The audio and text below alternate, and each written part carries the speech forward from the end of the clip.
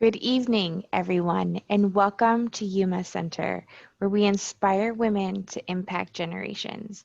My name is Mary Ellen Yep, and I am the program director here at Yuma Center and your host tonight. We at Yuma are reaching you from the hill to the home, and we are so excited that 17 different states are here tonight, and there are people tuning in from Canada. So thank you, everyone, for tuning in with us tonight. We are so grateful for everyone who donated for their registration fee. So we did ask a suggested $10 fee donation for each registration tonight for the reconstruction of Litani Cultural Center in Beirut, Lebanon. And I will have you know that we raised over $1,000, and it's all because of your generosity. So thank you so much for donating to Beirut in Lebanon. And they have a quick little note or message from the center that they wanted me to read out to you today. They said that Beirut is devastated. Lebanon is trying to recover an explosion that has caused dozens of deaths and thousands of injuries. More than 300,000 people have lost their homes. Litani Cultural Center in Beirut plays an important role in the promotion and empowerment of women in the Middle East, mainly Lebanese women.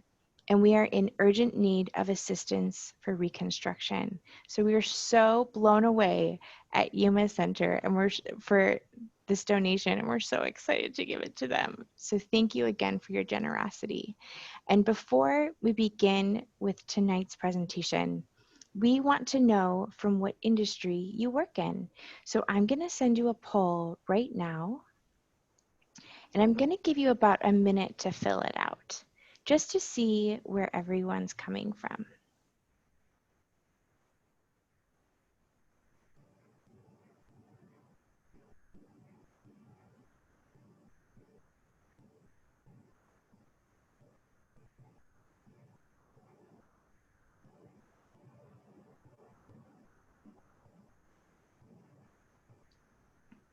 All right, I'll give you about 30 more seconds.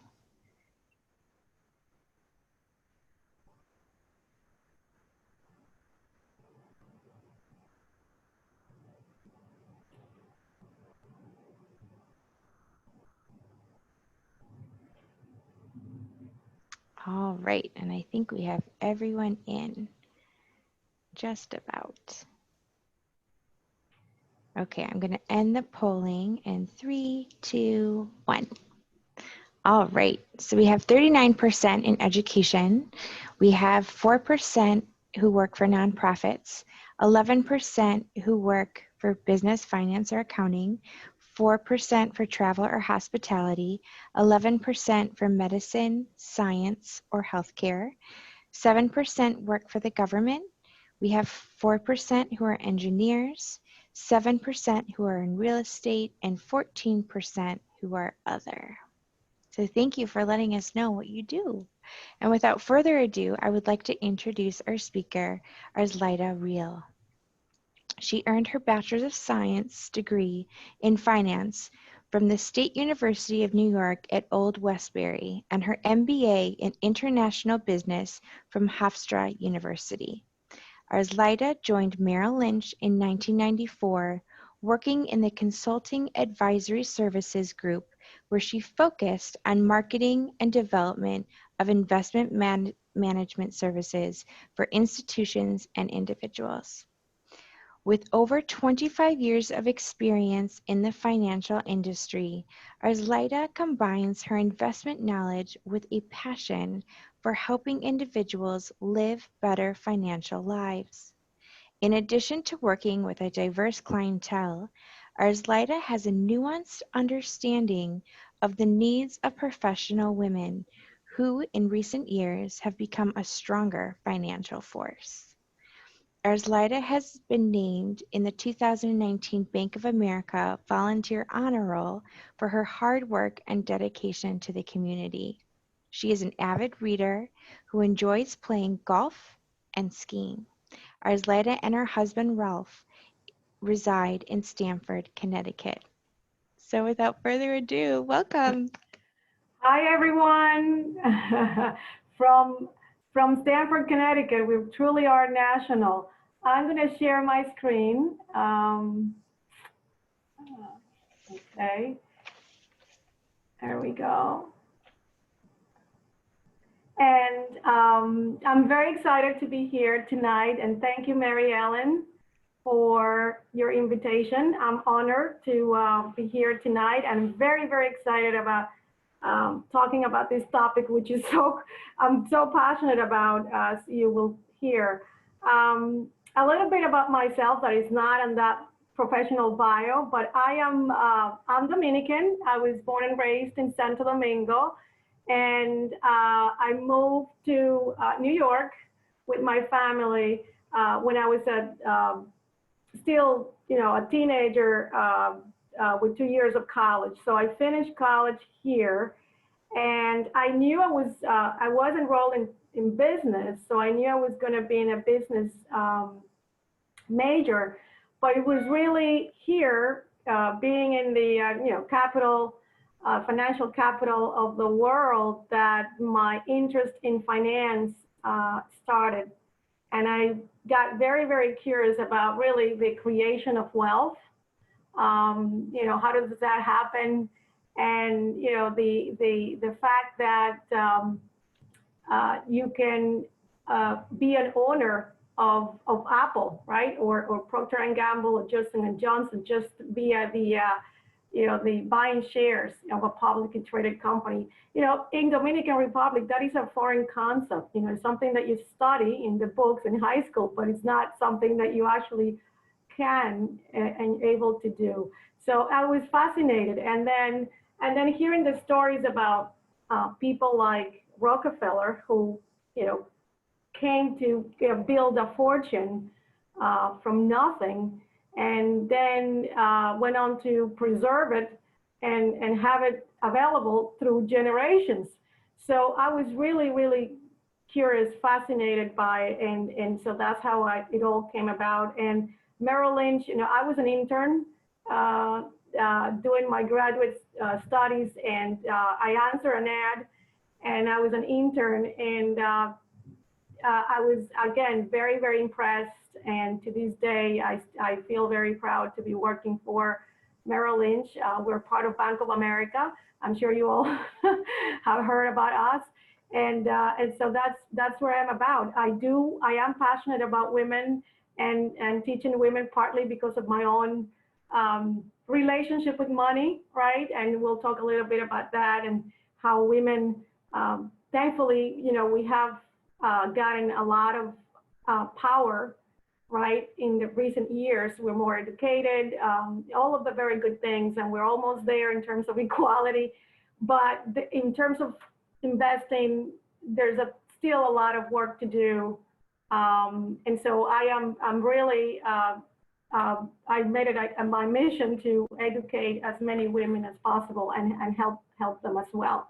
So let's pass through this disclosure that we have to do it. But today, just to put into perspective, right, we're going to be focusing on 6 elements that are fundamental when it comes to investing.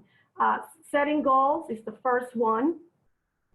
Creating a spending plan, which basically is, how we create a budget, and what are the elements that need to be there when it comes to a budget. We're going to talk about debt, right? We're in America. It's a society in love with credit cards and debt, so we're going to touch on that. We're going to talk about how we can start saving, and what are the elements that need to be into a savings plan.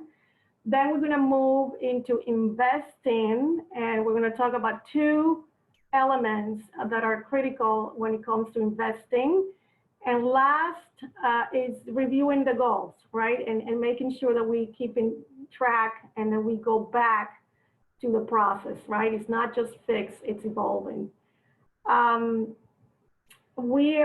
So first thing, right? It's this goal setting, which we all have heard about in some way or another, right? We always have been taught that it's important to set goals and that we should visualize them. I'm sure you have heard about SMART. That's one way of approaching goals. You know, they have to be specific, they have to be measurable, all of that good stuff. Um, what we try to, how we approach is slightly different. All that information is very, very helpful, but we also ask the person to think about what matters to her, right? What is important to you? Because we are all different. We all have different experiences. We all have different values, right? And part of it is the way we grew up, culture around money, etc. Experiences, like I said. So what matters to you? And that becomes your goals. And for some of us, it could be, and these are examples, right? It could be owning a home. It could be buying a car. It could be traveling twice a year. It could be becoming, debt free, or it could be being financially independent. I know for me, for example, it's being financially independent has been part of my life, right? I've been working since I was 16. I was single for many, many years before I got married. And for me, being financially independent meant everything, right? For me, it meant freedom, right? And be able to do the things that I wanted to do, right? With my family, with my own, entertainment. So that was important to me. Other people could say, well, I want to retire, but I want to retire early. I want to retire when in my 50s. So whatever that is, it's important that matters to you first, and that you put it in writing, right? And I may ask, this is a little bit of interaction, maybe you want to share with Mary Ellen, what is your goal, right? But going back to the slide, right, we have this goal worksheet. Merrill Lynch, we have so many tools. This is one tool that we use to help people define goals. But if you have a notebook, that's fine. If you have a journal, that works too. This is the worksheet that we use, and we start by asking questions about your feelings and emotions, right? Do you feel like you have enough money? Do you feel like you just have enough, or do you feel like you have too much, right? Because that says a lot, right? Where you are at this moment.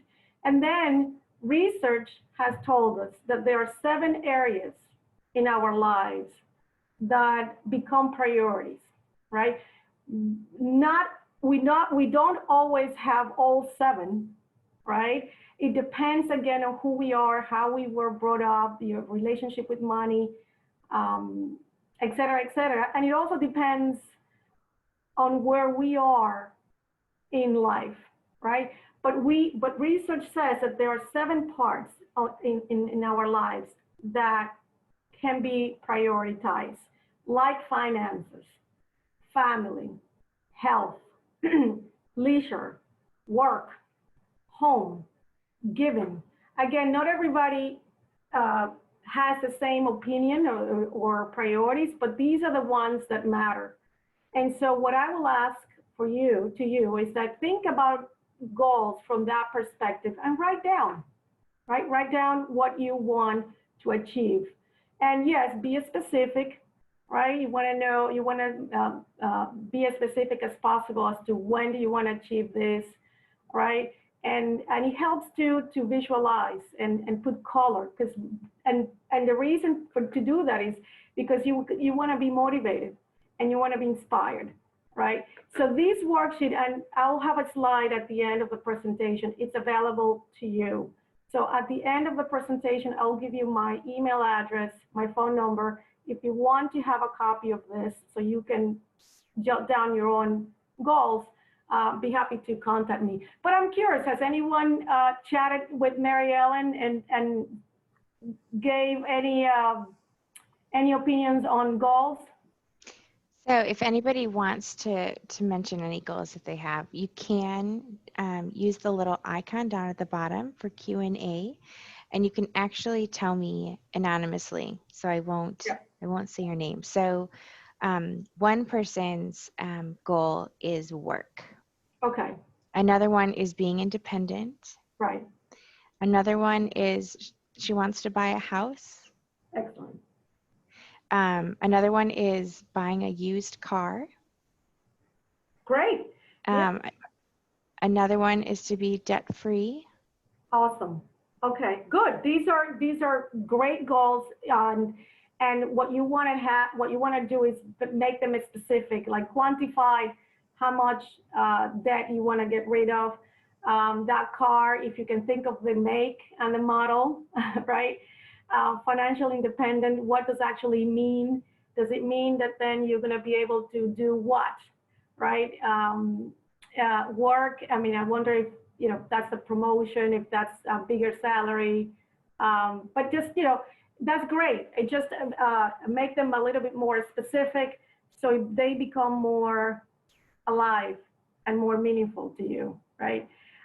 So once we have goals, we're going to go now and do our budgets. And the idea with the budgets that is that they're going to help us track and organize and categorize our expenses and where we're spending the money. So again, there's so many different ways that you can put together a budget. There are apps. There's spreadsheets, Excel spreadsheets. There are different things. Every major bank on their online website has that. I know Bank of America has that available, that you can, in a pie chart, you can actually track your expenses. We have a worksheet as well. But the point with this budgets, it has to be something that you like, that you feel comfortable, right? If you're not a person who likes to deal with Excel spreadsheets, using an Excel spreadsheet is not going to work. You're going to sit down one day, you're going to get frustrated, and you're not going to want to go back to it. If you want to just, again, use that journal and write down expenses at the end of the day, that works. If you have a bag and you want to put receipts in it, and then at the end of the week, you want to sit down and open the bag and go through it, that's fine, okay? It's the act of keeping track and writing down how much you spent. And so what we want to do, obviously, we want to find, not only see our behavior, but we want to find ways of cutting down the expenses, right? So we have more excess, we have left money to do other things. So here are some ideas, right? And again, we are in a very unique time. We're living extraordinary times. And so we put together this presentation with that in mind. So gyms, I know we are reopening, but maybe I know, for example, I am now looking at canceling my membership because I haven't used it. And for what I see, I'm working from home. I'm actually, going in, staying in a different state. So I'm not going to be using my gym membership. So I am thinking, you know what, I can save all that money. And instead, I'm actually reviewing some apps that are free, and that I can pick the fitness class that I want. It's an idea. Does it work for you? Maybe not. But that's one way where we all are trying to minimize expenses. The other one is, and here's the thing, when I say categorize expenses, we really are talking about two types of expenses, right? There's one that we call essential expenses because they are very necessary. So necessary that if you don't pay them, your life is going to be impacted. That's what we mean by essential. And then there are the other type of expenses that are called discretionary expenses. So essential expenses are, for example, rent. If you don't pay the rent, we're going to be in big problems, right? Your rent or mortgage. Utilities, right? Your electricity, heating, your phone, right? Insurance, car insurance, all of those categories, food, all of those expenses are under the essential expenses. So you want to line that out on your sheet, on your budget sheet, and you want to put how much you are spending on those. And then we have, like I said, the discretionary expenses like clothing, entertainment, transportation, dining out, vacation funds, right? These are expenses that we think that they are matter of life or death, but they really aren't. And I have another one that I can add here. Hair and nails. We think that they are essential expenses. They're not. They're not. So just keep that in mind, right? So what we're saying is, especially with clothing, entertainment, transportation, dining out, and vacations, because what we are going through now, these are places where you're not spending as much as you were spending last year. I know I'm not, right? Nobody's going international, traveling international. In May, it was my 10th year wedding anniversary. Guess what? That got canceled, right? We're not going out to have dinner as much as we did before. Commuting costs are down. Parking in the morning, that's gone, right? And we're not hanging out, right, as much as we did before. And clothing, my goodness, I don't think, I haven't gone to I haven't bought suits or work shoots in a while, right? And the dry cleaners, I haven't gone to a dry cleaners in a very long time as well. So there are definitely a lot of areas, especially in the essential, in the discretionary category, where we can find some savings, right? It's a good exercise. And the other idea is that tax refund, and of course this was before July 15, which was the tax deadline. So the question now would be, if you receive a tax refund, what did you do with it, right? Did you put it away? Did you save it? Did you use it to pay down some credit card debt, or did you spend it? And here's a good question. Maybe we can hear from the audience, Marielle, and then just yes or no. Sure. If you, for those who did get a tax refund, of course, if you didn't get one, it doesn't apply. But if you did, just tell us, what did you do with it? Let's be honest. So again, we can use the question and answer. All right, so one person says to be 20% debt-free. Oh, someone said they saved it. Okay. Someone paid down their credit card debt. Oh. Another paid down a credit card. One person placed it in a savings account. Another used it to pay off her school loans. Yes. And then two other people saved it. Another person paid off a credit card and then put it into a savings account. Excellent. This is a great audience. This is good. This is very good. So you all did the right thing. All right. And how did you feel? Because it's also, you know, finances. Yes, there's a big element of formulas and calculations and statistics, you know, when you're calculating rate of returns, evaluating mutual funds. But there's a lot that is behavioral finance, and it's a lot about emotions. And I want to use the word, it's empowerment, right? So did you feel, and you don't have to answer, but did you feel good, right? When you pay that credit card debt, how did you feel when you put that money into your student loan? Did you feel empowered? Did you feel relief? Did you feel good about yourself? And the idea is yes, right, that you want to do that. So good stuff, good stuff. So now let's move to, we're still on the expense and the budgeting, because it's so important. So these are other areas like the Wi-Fi and the internet. You know, if there's a way you can find a cheaper data plan, maybe with being the one with your family, that works very well. Cooking at home, again, in this environment, I know for me, right, we're cooking at home a lot more, and we're finding that it's not so bad. It's actually very, very nice. It's good for our wallets, but it's also good for our waistlines, right? I mean, we know this, right? We can control the ingredients better, and it's great. It's fun. It's fun, and we are finding this farm to table, these farms, and it's just very joyful, right? So try that. And again, the money, because we know when we go to restaurants, the money goes into the desserts and the drinks. Um, what else? Oh, this is a good one. Unsubscribe yourself from emails from your favorite retailers. So, I mean, we know ourselves, and it's a psychological warfare, and we get tempted, right? It's us against them being the marketers.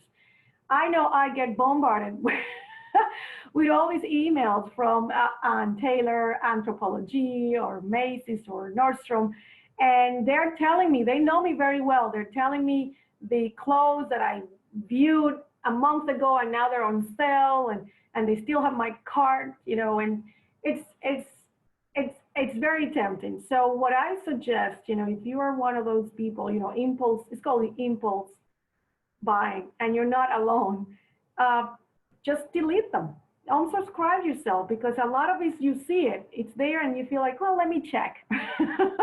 Let me check, and they make it so easy. They even saved your credit card number, right? So you just have to hit enter. You just have to hit submit. So that's another way. I thought it was funny. So that's another way to save money. And of course, then this one, for those of you who are working in corporate America, a lot of these employers are now having more benefits to their human resources menu. I know Bank of America has increased their benefits, and every other day we're getting emails about resources and benefits. So it might work for you. Just take a peek. Maybe they have some discounts, maybe they have some resources that you didn't know, and now they have them available to you in your area, right? So now, let's say you have visualized your goals, like buying that used car. You did your budget, and you realize that you can cut a couple of expenses here and there, and now you can see that you have probably $100 extra every 2 weeks, every month. You have left $100. You pay your bills, your essentials, and but you still have $100. Now what? Well, save it, right? Save it so you can achieve your goals. And saving starts. It's a discipline. It's a behavior. But the first step, and we tell everybody, is to save for a rainy day. It's called saving in an emergency savings account. And so people then ask us, well, how much should I put into an emergency savings account? And it's the rule of thumb is 3 months worth of your essential expenses. Remember, we line that up on your budget, and let's say you put all that and you add them up, your rent, your utilities, your insurance, etc., food, and that comes up to be $2,000 per month, maybe more, maybe less. Well, that's your number, because now you multiply by 3 months, and that is $6,000. So that is what you should, at least minimum, you should have in an emergency savings account, because you want to be prepared for the unexpected. Things happen. You can get very sick and have to go to the hospital, right? And now you have this out-of-pocket expense. Your car breaks down, the refrigerator breaks down. Emergencies happen. And so, and the worst, unemployment, right? So the idea is that you want to be prepared and have some cash set aside, so you don't have to borrow money or use your credit card to pay for that unexpected expense. The idea is that you have accumulated money to pay for the essentials, right? So that's the goal. And other people already, the second check is paying off your credit card. I heard that some of you already did that. That's amazing. So any opportunity that you have, right? If you find yourself with an extra dollars, you put it into your emergency savings account. But if you already have one, then start thinking about your credit card debt. And credit cards, you know, it's on their own, they're not bad. It's the people in our behavior, so that is sometimes it's not as good as it should be. You know, credit cards, I use them a lot. I prefer credit cards as more than cash. I find that they're safer, but I also pay them at the end of the month, right? And so that's the idea, right? That you at the end of the month, you pay, you know, you spend what you can and you pay them at the end of the month. But let's say you have credit card debt. So what do? Well, it's important to bring that down. And the reason is because of that interest, right? Any balance that you left outstanding, the interest is going to be charged on it. So it's a very easy way to lose control and really get derailed. You know, you can get derailed with your finances. So yes, whatever balances you have on a credit card, and on average, Americans, the number is $10,000 on average on credit cards. So if you have anything, if you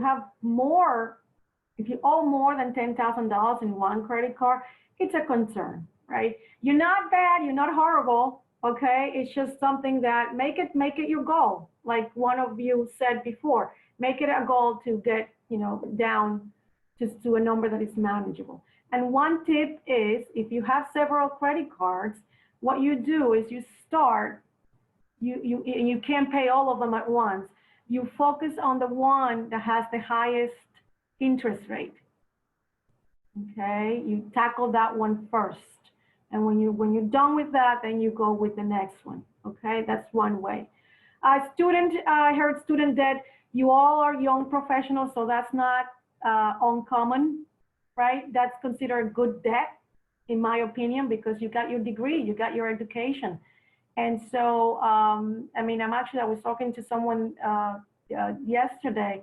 I understand. I mean, I had student loans and I carried them for a while, right? And but I understand that today their rates are really, really high.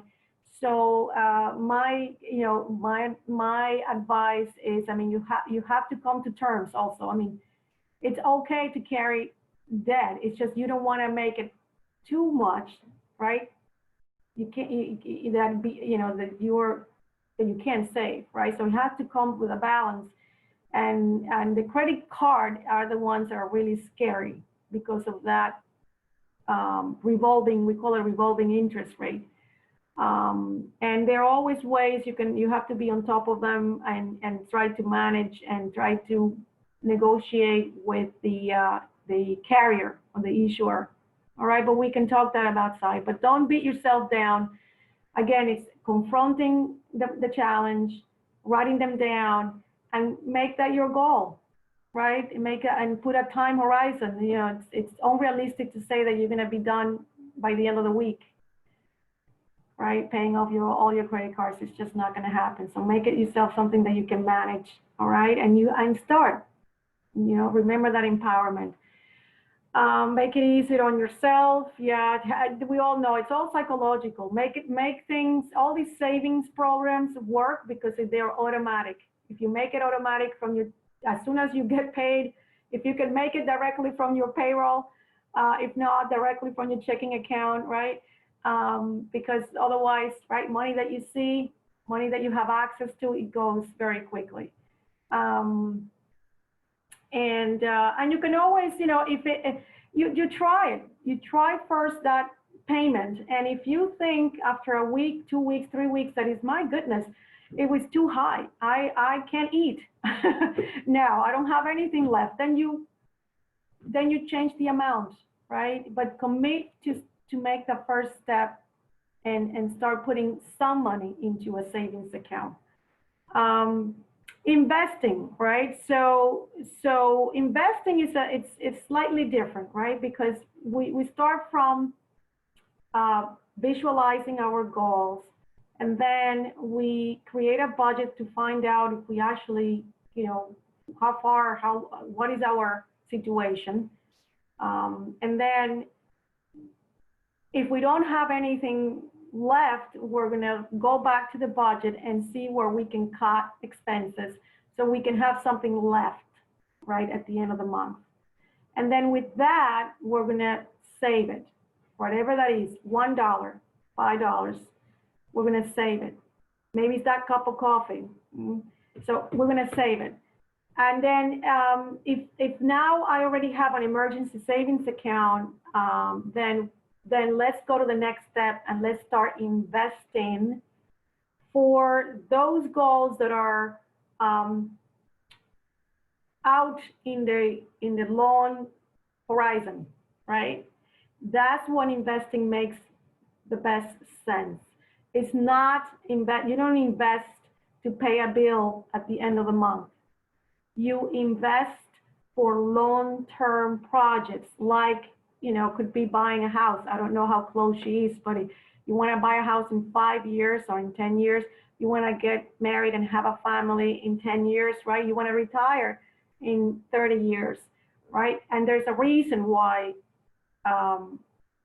investments work for long-term, and it has to do with inflation and compounding, right? These are two elements, and I'm sure you all have some notion about these two terms, but we're going to go through it quickly. So inflation, we all have heard. You guys are all in the capital in Washington, so you all know. I mean, the Federal Reserve is constantly managing inflation and using interest rates and other techniques, but it's trying to manage inflation. Inflation, it's very sneaky because basically it's the cost. It's the cost of living. Basket of goods, simple goods, bread, what does it cost? What is the price and what does it cost, a basket of goods? And the notion is that over time, these goods get very expensive. The cost of living is higher in the future than what it is now. We always have a family member, a grandma, says, I remember the days when stamps were this much, or when I could go and take the subway, or I could do this, and gas was this much. That is the notion. Yeah, that was back. And guess what's going to happen in the future? Things are going to get more expensive. And the reason for that is inflation. And yes, the Federal Reserve, that's why they want to make sure that it's tamed, that it doesn't get out of control. But we're not here to talk about economics or politics, but we're going to talk about it. Inflation has a lot to do with your money and your savings and your investments, because if you don't pay attention to it, it can erode the value and the growth of your money, right? So let me just go, and then compounding also, but let me just go into the inflation. So can anyone tell me, yeah, I was going to check if he's here. Can anyone tell me what the rate of inflation is today? I know the chair.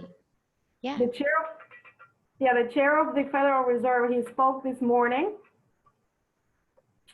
but it's. I mean, you can Google it, I guess. So someone said, I have no idea. Okay, it's 2.1. It's 2.1%. And intuitively, right? So that is the inflation rate. That is the rate that the prices, right? Prices of these goods are going up in the future.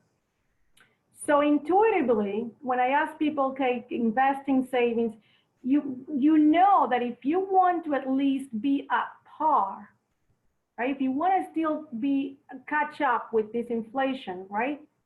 Knowing that life is going to be more expensive in the future, then intuitively you know that your money needs to be saving, needs to be earning at least how much, Mary Ellen?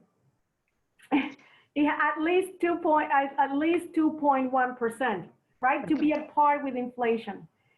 You follow me, right? So we can do the calculations. We can look at the newspaper, right, and get track. But basically, that's what it is. Life gets very expensive over time. What you buy today, you go out there with $1 and you say, well, with $1 I can get this. I have news for you. In 20 years, you're gonna be able to buy even less with that same dollar. And so that's why we have to find a way, right? If we have goals and dreams for the future, whatever there are, right? And we want to be able to pay them in the future, right? Then we need to put our money in a place that is going to earn at least the inflation rate, at least the same amount of, or more.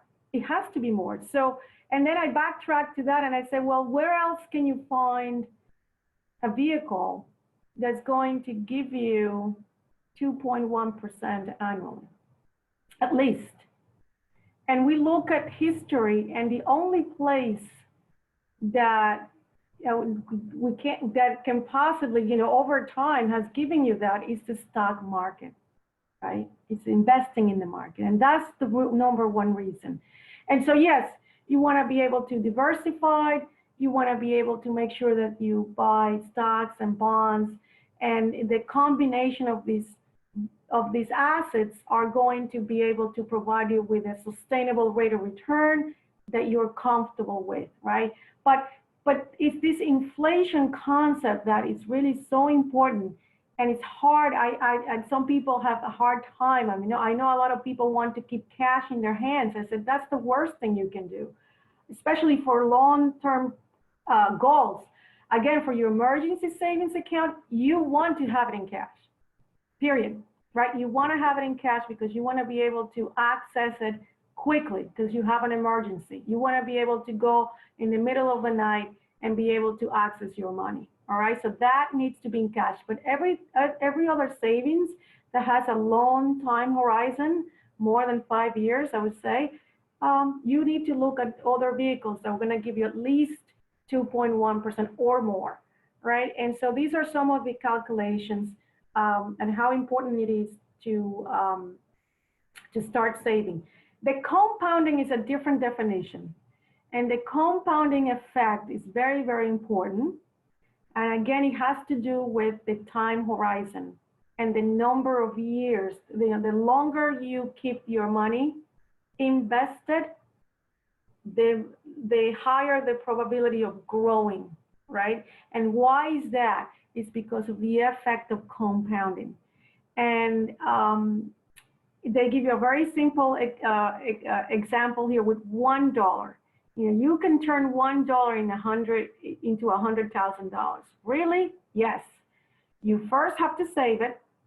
All right. You cut down some of those expenses, and you have $1 left, and then you put that $1 into an account. Okay, could be a Roth IRA account. And then you earn the interest rate. It has to earn some interest rate. It says here, well, it's going to be about an average of 8% per year. So you got $1, you got an amount that you deposited, you committed to putting away, you have an interest rate, and then you have time. And here they put 40 years, right? Those are the three parts. And you leave it. And after 40 years, voila, for those who know French, you have over $100,000, right? Because you earn interest, right? The first dollar, the first year you earned 8%, so you end up with $1.08. And then the year after, you earn again 8% on what? On $1.08. And again, the following year. So it compounds interest over interest on your original money. And that's how the money grows over time. But the assumptions are there is money saved. You have to have the first dollar saved. And the second assumption is that you put it to work into an interest rate bearing account. And the third assumption is that you're disciplined enough and committed that you leave it there and you don't touch it, right? So here's the actual math of the compounding with 3 women, Sue, Lisa, and Karen. Each of them, let's say they put about $48,000, but in different ways. One starts early in her I guess when she was in her 20s. So Sue, she puts down $100 per month for 40 years, and she ends up with $349,000. Again, the interest rate here is assumed to be 8% per year. Lisa, she's like, well, no, I don't have, I'm very busy, or I have too many expenses, I don't have enough. So she waits 20 years, and then she starts saving money. And she said, oh, and now I'm gonna catch up. I'm gonna put $200 for 20 years, right? Because she waited 20. So she's gonna put it for the remaining 20 years. Well, she ends up with $117,000 only. Big difference, right? And you can say, well, but she puts more money, but it's the time. The first one had 40 years, and this one only had 20 years, right? Makes a big difference. And then Karen, she waited even longer. She waited 30 years, and she said, well, I'm really gonna catch up. I'm gonna put $400. But now she only has 10 years left, right? So now she ends up with $73,000. It's a big, big difference. The moral of the story is that you need to start early. It's not so much, a lot of people think that they need to start with a lot of money. It actually doesn't really matter. What matters is that time, right? And that discipline of putting periodically some money into the investment. And of course, it earns interest. If it's zero interest, nothing is going to happen. Okay. So interest rate, time, and a deposit, right? Those are the ingredients. And next, we're going to talk about, I'm going to show you 2 families, right? 2 households, and like case studies, and we can go through, and I think it's going to be helpful to see how they are faced with some challenges. Again, we're going through very difficult times. And so these people are faced with some unexpected challenges. And let's read what choices they made and what happened to them. So the first one is Ben, and he's single. He's 30 years old. He's making $32,000. And he actually was smart. The employer offered him a 401k plan, and he signed up for it. So he has about $10,000 in that 401k plan. But then he loses his job because of the coronavirus. Not that he got sick, but the company just didn't survive, right? So they let him go. And he's 30 years old, he's young, he's single, maybe he doesn't have that many expenses, maybe he'll be fine. So let's see, what else we know? We know that he is eligible to file for unemployment, and he does. And this was again before July, so the CARES Act not only paid him for his unemployment, but also gave him a bonus, right, of $600 per week. Now they're still doing it, but it's going to be a smaller amount. But he's, someone who's unemployed is eligible for unemployment benefits and some bonus because of the CARES Act. And then he gets a $1,200 stimulus check. And he decides, well, I'm going to sit down. This is a major event. I'm out of work. I'm going to take a look at my budget and revisit to see where I am. So he starts looking for areas where he can reduce his spending. He is single, we heard that. So he starts thinking, what if something happens to me, right? I'm not married, I don't have kids. Where would my money go? Where is my 401k plan gonna go if I die today or tomorrow, God forbid? So he looks at his beneficiary designations, right? He starts looking to see what did he do? Did he put his mom, his dad, whoever, making sure that those things are in order. He calls his cell phone carrier and asks to see if they can manage or can reduce his data plan. He starts looking for car insurance premiums to see if they can give him a deferral, or they can find him, they can give him a discount, because he's not going to be driving as much now that he's out of work. He's not going to be buying lunch in the office anymore, so he starts he starts cooking at home. He was renting, so he calls his landlord and starts negotiating, and the landlord says, okay, I mean, we're going to defer you, we're going to negotiate for the next 3 months and see, and we'll discuss again to see maybe you have found a job in 3 months. He was thinking of taking that check, the tax, and buy a TV.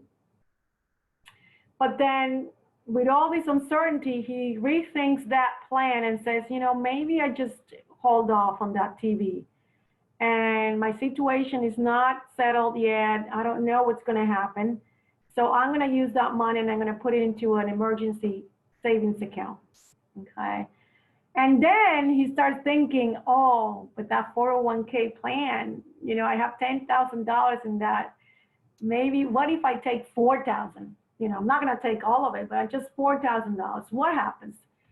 So we know that he did good because he started looking at his budget and found ways to cut his expenses. He might need to take money out of the 401k. He's thinking about that. He's years and years away from retirement because he's only 30 years old. But it really, you're going to see here, and I don't know how clear this is, but it's a graph that shows 3 options or 3 possibilities, 3 scenarios.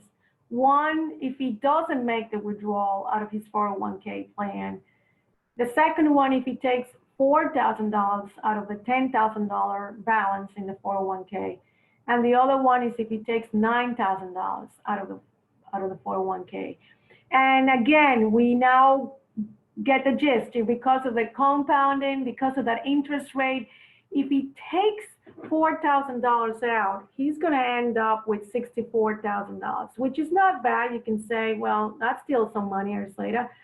Well, if he doesn't touch it at all, he ends up with $106,800, which we know we're all going to need it because he's going to be older, right? And he's not going to be working. So, and then the other possibility is even worse. If he takes $9,000 out of the 401k, which is worth 10, he takes $9,000 and only leaves $1,000 in the account, he ends up with $10,000, right? So it's very tempting, but again, from a financial planning perspective, we always say that's the last resort. That's the last place where you should be looking to tap money from. Okay, so let's see Anita and Jorge. They're older. Anita is 57 years old, and Jorge is 62. Maybe you guys, I don't know if everybody's a millennial, but maybe your parents. So Anita's 57, Jorge's 62.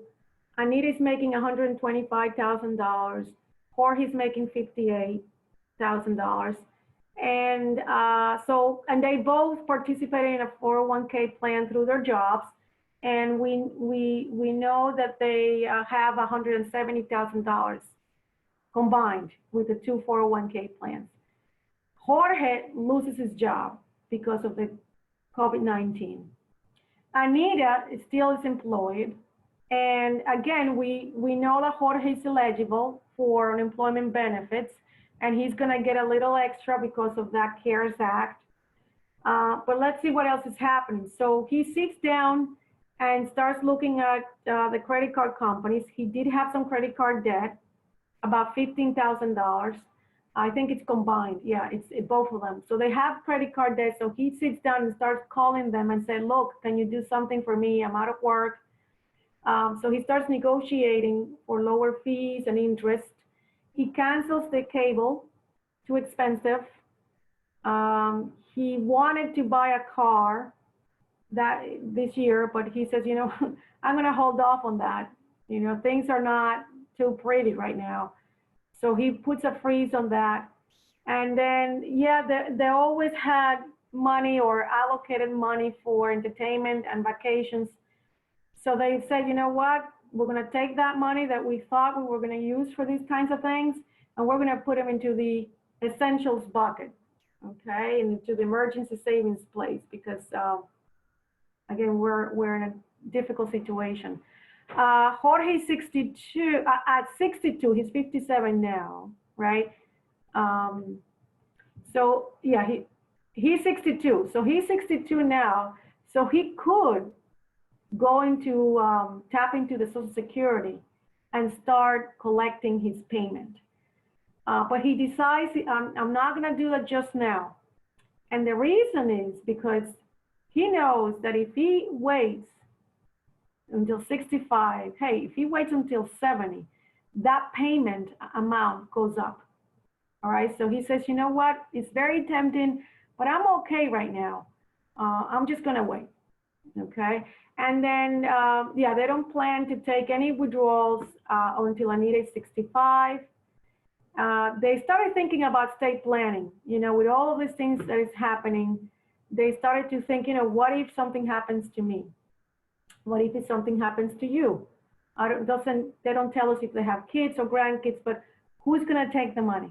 So they start putting things in order, a will, a healthcare proxy, they write down the names of who gets the money.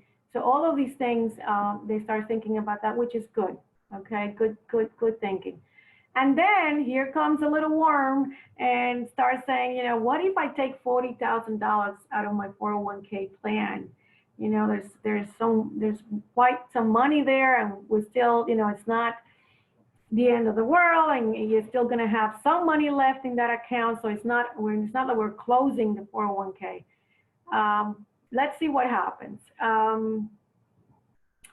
So again, the numbers don't lie, and time, it's very important, even if for these older people, right? So one is 57, and it's telling us here, if they take $40,000 out of the 170,000 combined 401k accounts,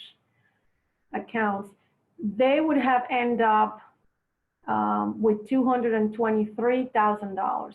Again, not bad, right? I mean, 57, and then at 65, 8 years later, they end up with $223,000. But if they don't touch that money would have grown to $292,000 in the same period of time.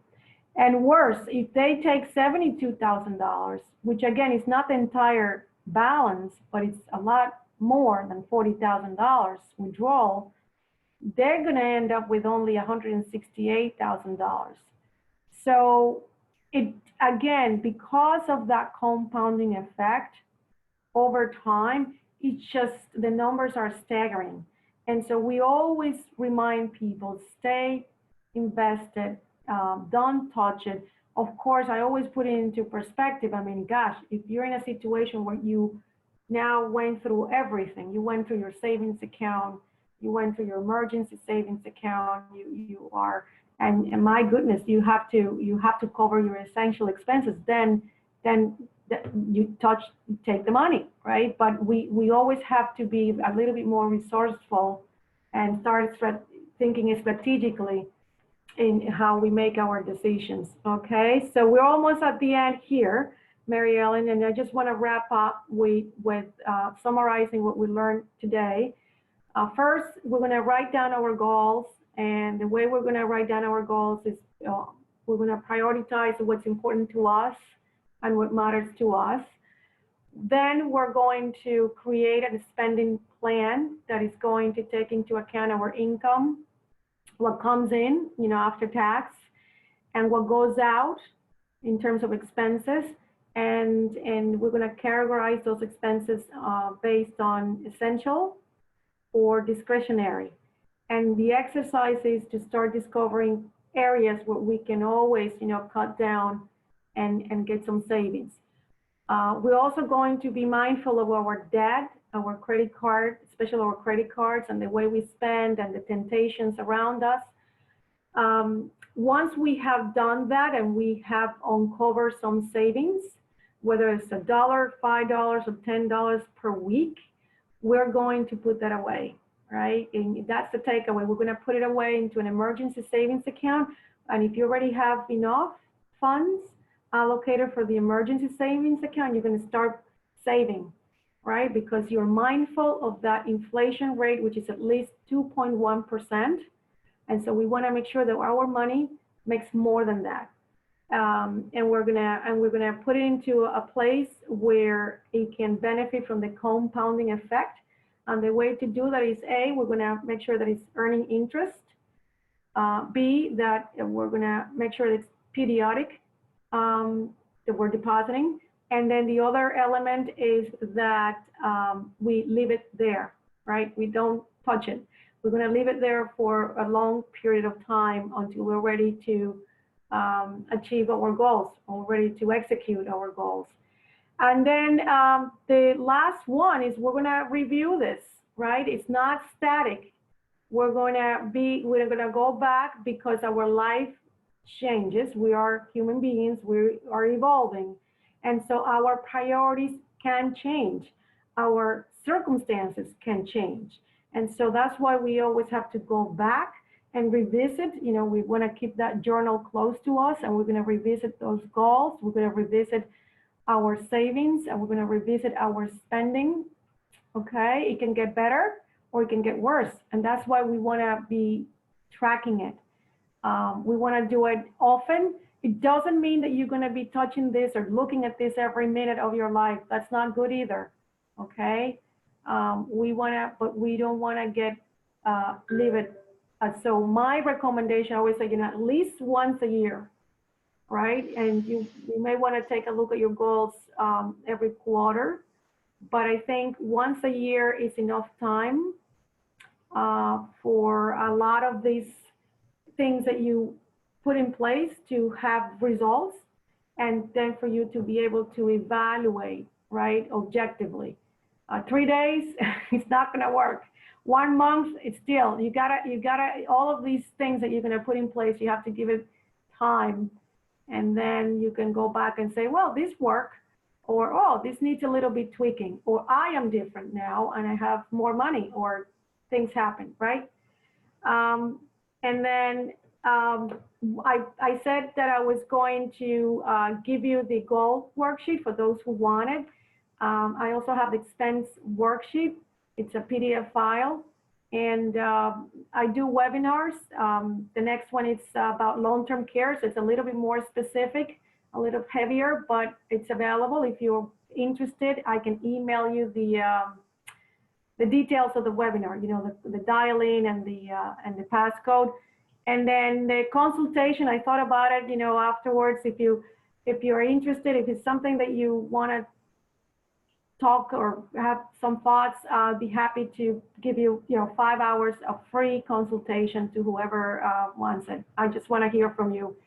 And thank you. Great. Thank you so much, Erslaida. This was so great, so helpful. I was taking notes the entire time, so thank you again. This was so informative, so informative. So right now we're actually going to jump into our Q&A, and we're going to take a couple questions. So down at the bottom, there's that little icon again. If anyone has any burning questions, they can definitely write in.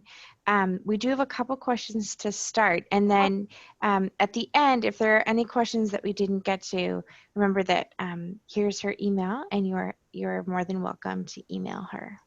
Okay, so the first question we have is, this participant said, my husband and I have a budget meeting every month or so. Yet thinking about it, gives me such great anxiety. Yeah. How can I better prepare myself to walk into the meeting with my husband confidently so that we will achieve our financial goals? Right. That's a great one because it's so true. The anxiety's there, and I'll tell you, like I tell you about my marrying I got married in my late 30s. Oh my goodness, because I have my independence and I have my accounts and a lot of it was also mental. So there's a lot that goes on with couples, couple finances. But the truth is that both of you need to be talking about finances. When you are partners, when you are married, it just becomes it's unavoidable. And so what I suggest, I mean, there are different ways, and your spouses, your partners better than anybody else. So yes, if it's a bad day, don't bring this up, right? You have to find it's tip one, find a time that is going to be comfortable for the person to be talking about finances. The other part of it, I wonder too if, there are people who are more analytical than others. And maybe that's also part of it. You know yourself and you know the other person. I know for me, it's funny, but maybe because I see my accounts every day. But for me, when Ralph kept asking me questions about budgeting and worksheet, believe it or not, I was like, but what is it? I mean, are you doubting? All of these things that I had in my mind, but it was just his way because he tends to be very analytical. So it was his way. He needed to see worksheets and things like that. But to me, so it has to be the approach, Mary Ellen. And we're in an era now that women are empowered. So I wonder also, I think if the ways, that you were in a workshop and you learned some topics and you were wondering, right? You were wondering, how are you guys doing? And just to see what he says. And he says, well, it depends on how the other person is going to react because everybody has a different personality. But I think it's if you come from a place where you are neutral, you're not demanding, you're not mad, you're not angry, but that you want to be part of the conversation and you are, in the household and you want to, I think it's a good start. The other one that helps with men is you ask them, what if something happens to you? Honey, what if? So if something happens to your husband, Yeah. right? Yeah. Because that I found that a lot of men they care, right? They care about their families and their spouses, and they're very protective. And sometimes it doesn't occur to them. But if there's another soft way. What if something happens to you? I wanna know what to do, and I wanna know where things are, right? I wanna be able, right? I mean, and it's another way to start the conversation and start getting at least things organized. Because I think that sometimes it resonates with them. Yeah, no, definitely. No, that's a great point. Great answer. Okay, we have a couple more questions. Another participant asked, how would you define financial independence? What does that mean as a millennial? Freedom. I mean, for me, my definition is that you are independent when you are able to do the things that you want to do, right? Whichever they are, right? They're for me. I enjoy family. I have nieces. I like to I like to buy gifts for them, and I want to be able to. So for me, financial independence means that be able to do those things without financial ruin. That I have the options. I want to be able to retire, and I want to not be able to be dependent on anybody, right? So I want to be able to have the freedom. I want to be able to have enough savings for me to be able to stand on my own, right? So these are the things that's where it's coming from. It's freedom to do what you want to do. Great, great. All right, the next question is, at what point do you recommend getting a financial advisor? I think it's good. Any time is a good time because what a financial advisor does, right? It gives advice, right? That's what they do.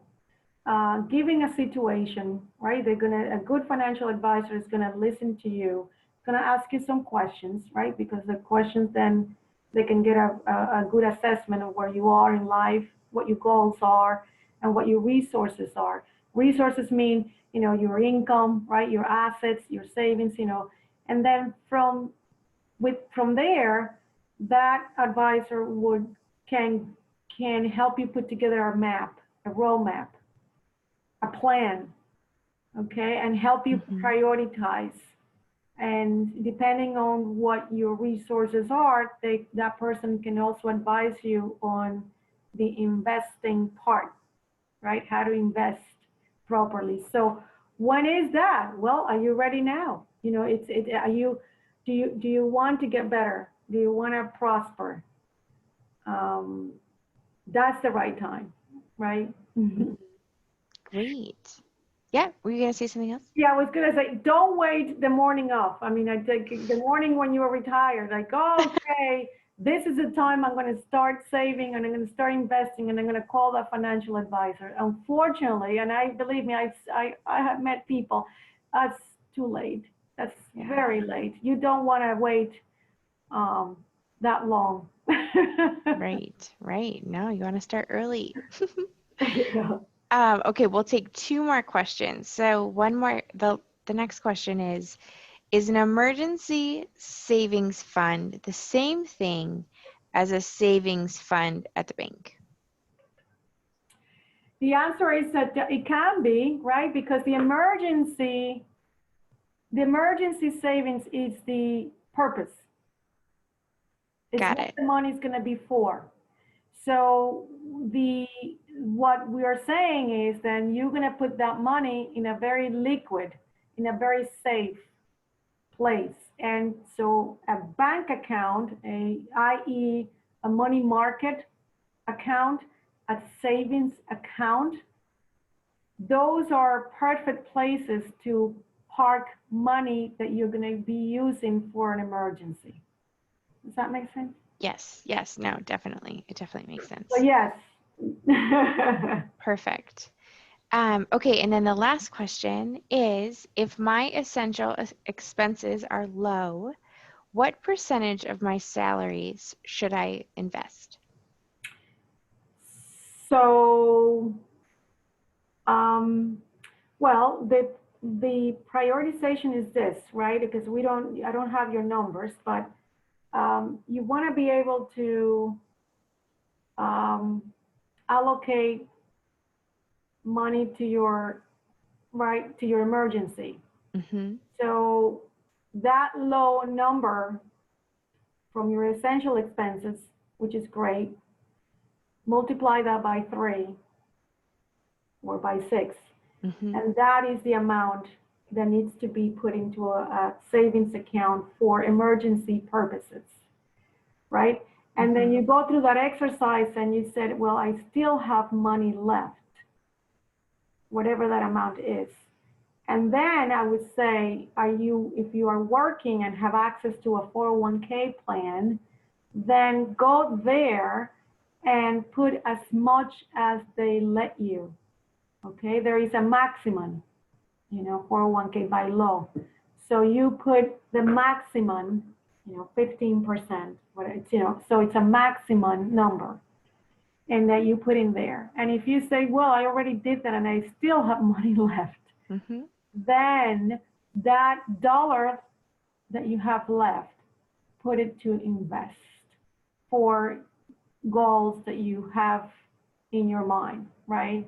Mm-hmm. But that's the prioritization. So if you did your budget, I don't know how much your income is, but right, but you have your income and you have your essential expenses, which is low. That's Mm-hmm. great. So Mm-hmm. now whatever is left, look at your 401k plan, Mm-hmm. and there is a percentage stipulated, and Mm-hmm. put the maximum if you can. Great.